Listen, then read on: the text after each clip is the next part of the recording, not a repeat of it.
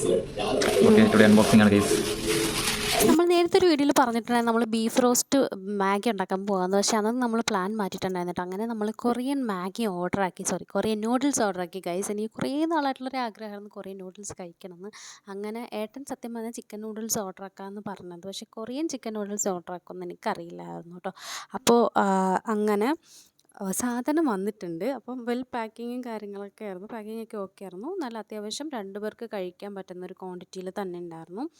ആ ഒരു ബോട്ടിലിരിക്കുന്ന ആ ഒരു black colour sauce soya sauce plus something ആണ്. അതായത് കൊറിയൻ സ്പെഷ്യൽ സോസ് ഉണ്ടല്ലോ, ആ ഒരു സാധനമാണ് കേട്ടോ.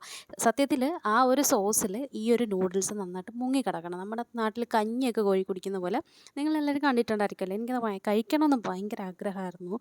ഫൈനലി അത് സാധിച്ചിട്ടുണ്ട്. അപ്പോൾ നമുക്കിത് കഴിച്ചിട്ട് ഇതിൻ്റെ ടേസ്റ്റും കാര്യങ്ങളൊക്കെ നോക്കാം കേട്ടോ. അതിനകത്തേക്ക് ഞാൻ ആ സോസ് ഒഴിക്കുകയാണ് കേട്ടോ.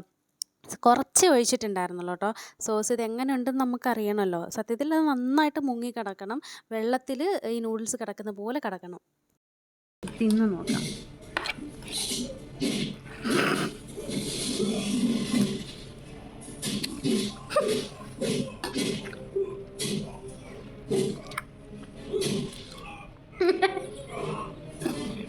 ഇത് മാറ്റി വെച്ച കാര്യം. ഇതെല്ലാം ഒഴിച്ച് കൊടുക്കുക ഉപ്പ്. ആ സോസ് കാണുന്ന പോലെ കേട്ടോ ഭയങ്കര ഉപ്പാണ്. ഒരുപാട് ഒഴിച്ചാലും നമുക്ക് കഴിക്കാനേ പറ്റില്ല. പിന്നെ ഞാൻ കുറച്ച് അതിന് നൂഡിൽസും കൂടി കുറച്ചുകൂടി ഇട്ട് എങ്ങനെയൊക്കെയാണ് കഴിച്ച് ഫിനിഷ് ആക്കിയത്. അപ്പോൾ ഇതാരെങ്കിലും നേരത്തെ ട്രൈ ആക്കിയിട്ടുണ്ടെങ്കിൽ താഴെ നിന്ന് കമൻറ്റ് ആക്കണം കേട്ടോ. കൊറിയൻ ഫുഡ് ഇഷ്ടമുള്ളവരോട് താഴെ നിന്ന് കമൻറ്റ് ആക്കിക്കോട്ടോ. അപ്പോൾ ബൈ, ടാറ്റാ.